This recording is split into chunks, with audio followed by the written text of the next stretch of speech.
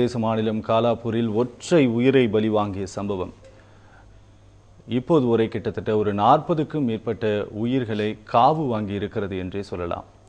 இந்த கலவரத்தை குறிப்பாக அங்கு இருக்கக்கூடிய ஜாட் இன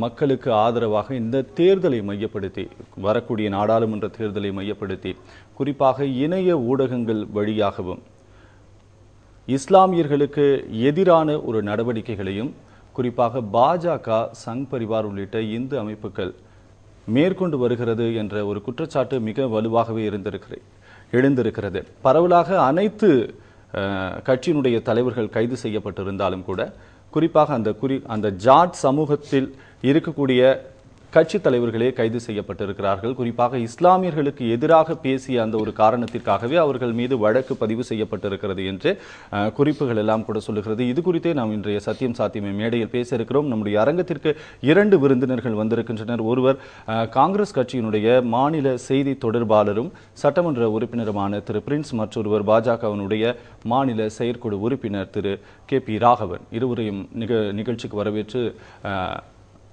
தொடர்ந்து நாம் பேசலாம். சார், 2 பேருக்குமே வணக்கம்.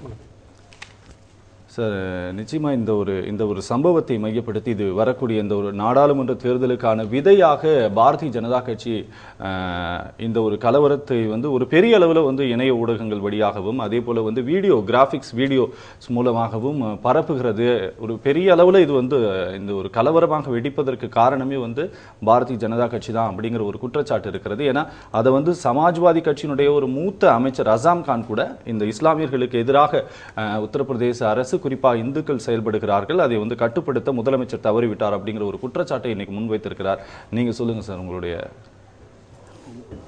குற்றச்சாட்டு ஏற்புடையது என்று தான் சொல்வேன்.